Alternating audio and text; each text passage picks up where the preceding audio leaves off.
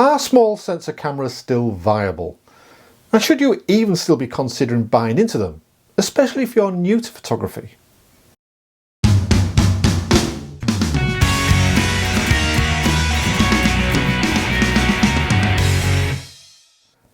Now then, during 2019, there was a lot of commentary about the future of smaller sensor cameras, especially Micro Four Thirds. Could such cameras continue to survive in the face of increasing numbers of mirrorless full-frame cameras? The argument went that as the number of full-frame mirrorless increases, the cost per unit of those items will fall, and if the price differential between them and smaller sensor cameras becomes narrower, people will naturally go into full-frame cameras. Now, I shoot full-frame and have done virtually all my life, if you count 35mm film days. And in 2006, I bought my first full-frame digital. And only 2 or 3 months ago, I swapped out a Canon 5D3 in favour of an EOS R. So I'm fairly heavily committed to full-frame. But here's the thing, I also shoot Micro Four Thirds and have done for just over 2 years. And I see great advantages in having such a system, primarily because it's smaller and lighter. Now, whilst my EOS R isn't that much bigger and heavier than my Olympus EM1 Mark II that I own, it's when you start putting lenses onto the system that the differences start to tell, especially pro lenses, fast primes and fast zooms. For example, here's my Canon 70-200 2.8 IS, and here's my Olympus 40-150 2.8, which gives an equivalent field of view on full frame of 80-300. And you can see that there's a significant difference in size, but there's a significant difference in weight. The Olympus is about half the weight of the Canon, and the Olympus is a cracking lens. A good enough reason on its own to even consider using Micro Four Thirds. Now, having a lightweight system can be a distinct advantage to some. It is for me. One of the things I do is I shoot dance festivals, and these are long days. They're sometimes 12 hours, and they go on for several days, and it's bish bash bosh. And having the Olympus combination with the 40-150 in the EM1 II, I can handhold that all day long without any problems. When I was using the 5D3 and the 70-200, I used to have to put that on a monopod because of the weight. And that of course interferes with your flexibility of shooting. But as well as having a lightweight system in itself, it also means that you can take more kit with you for the same weight as you would full frame. For example, I recently went to New York on a holiday to celebrate a special birthday, as you do. And I only took Micro Four Thirds with me. I took 2 cameras and 5 lenses, the total weight of which came to just over 2.7 kilos. But of course, I could have taken my EOS R, and had I taken that camera and just 2 lenses, say the RF 24-105 and the EF 16-35 plus the necessary adapter, the total weight of that would have been around 2.2 kilos. And so, although lighter, I wouldn't have had the same range of lenses to cover the same focal lengths. So there are distinct advantages in having a smaller sensor camera from a weight perspective. But having a lighter weight system doesn't necessarily mean to say you have to have lightweight performance. I get great performance out of my Olympus EM1 too. And in fact, not long after getting it, I did a comparison video between it and my then 5D3. And the conclusion I came to was that under the conditions that I was shooting, there wasn't a great deal to choose between the two in image quality. And in fact, a lot of comments on the video suggested that I would have had even better image quality from the Olympus had I not used the f11 aperture that I was using on both cameras. Micro Four Thirds tends to get better results at wider apertures. Now, it surprised me that I didn't really see that much difference between both cameras. So much so that I continued taking both out together, shooting them side by side. And at times I preferred the image from the Canon Other times I preferred the image from the Olympus. And often the differences that I saw were as a result of the settings that I'd used on the camera or the properties of each camera. Each camera has a different colour science, they interpret white balance slightly differently, they expose sometimes slightly differently, and they each have a different native ISO. And often when you're processing them in Lightroom, it's very difficult to get both images to look identical. But of course the argument could reasonably be made that the Canon was an older generation camera and things have moved on. And had I pitched the Olympus against a more modern camera, say my Canon EOS R, I would see a more significant difference. Okay, I've tried that. Have a look. So here we are then, one image from each camera, taken within a very short period of time of each other, about a minute or so, using the same tripod, cable release, manual focus, and the optimum settings for each camera. And then each image is being processed in Lightroom. You're using near identical processing as is possible. And as I said, it is often difficult to get each image to look identical, as you can see from the images in front of you. First of all, I'm going to zoom into this part of the tree, the lower right hand branches. So there we go. You can look at the detail on the leaves. There's a slight difference in size because of focal length, cropping and resolution and so forth. But hopefully you can gauge some of the detail on the leaves at this level. Now I'll also zoom in to this point of the tree in the background. And here we have the foreground tree showing some of the detail on the leaves, as well as a twiglet with a bit of a cobweb on it, and the tree in the background. Now of course there is a difference between the two images. I'm not pretending there isn't.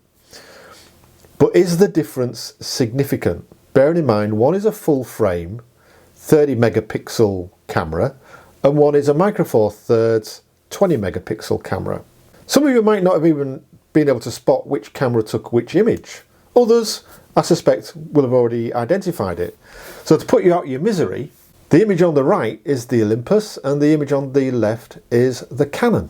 Now although not demonstrated here, with regards to dynamic range, the Canon has the slight edge, but it's not by much.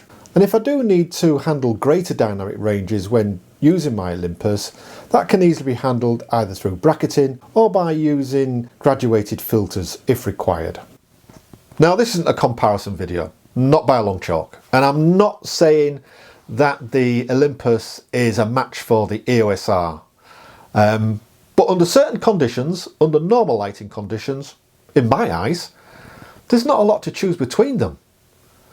But of course, lighting conditions aren't always normal. Sometimes they're challenging.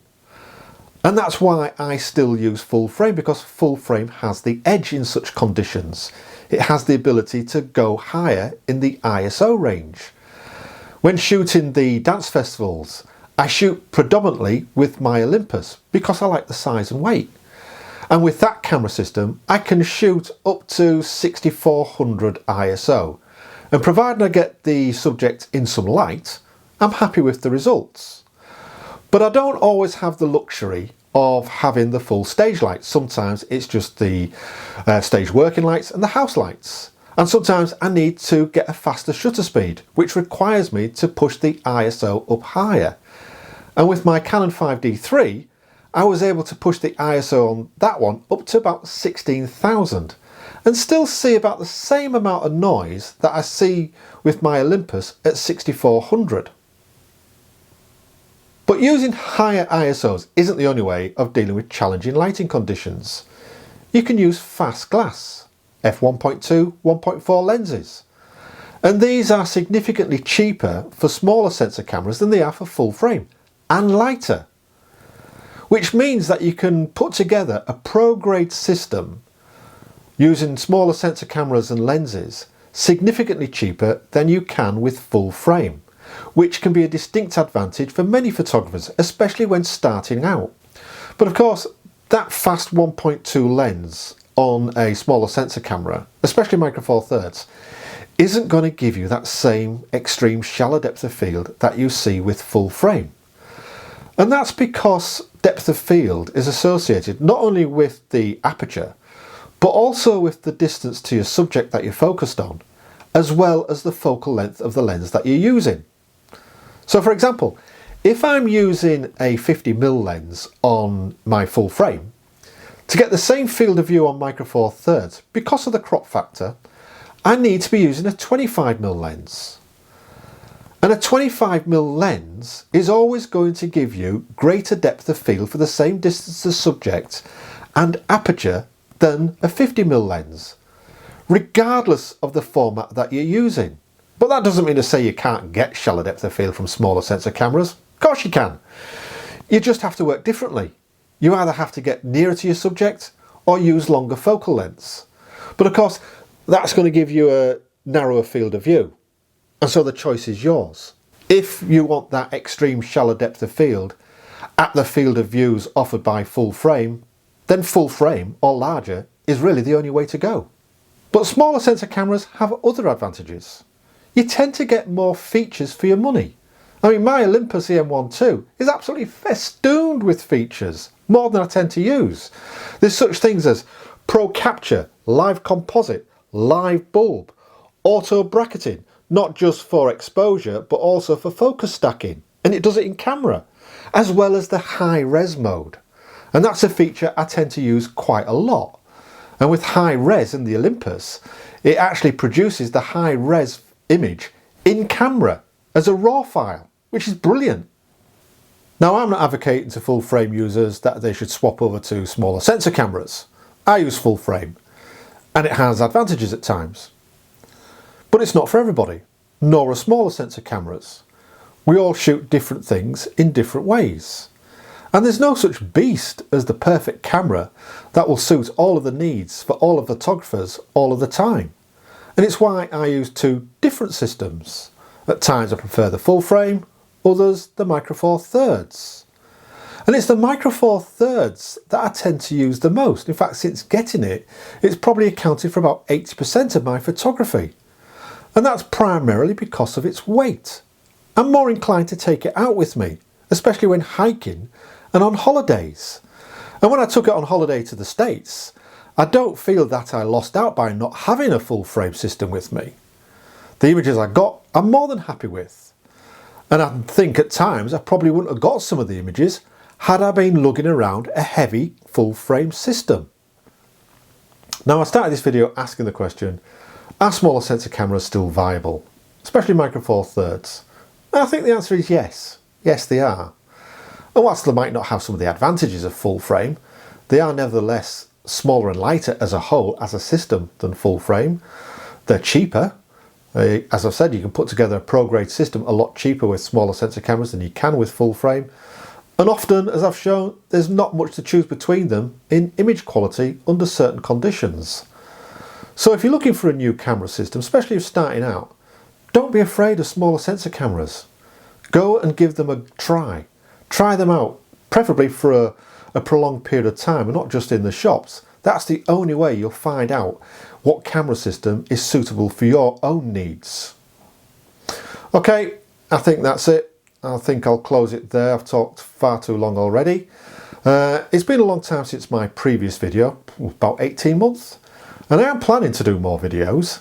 Maybe the next one will be around the high res mode of the Olympus. So until then, thank you ever so much for watching. I look forward to seeing you next time. TTFN, ta-ta for now. Do you think I should wear a hat? You noticed how many of these YouTubers seem to wear hats on these photography videos? Not quite sure why. Can't see any advantage. And for me, certainly wearing it backward, I just look like a dork. It's certainly not preventing any of the glare, because if it does, you can't see my eyes. So, but if you've got a full head of hair at my age, flaunt it.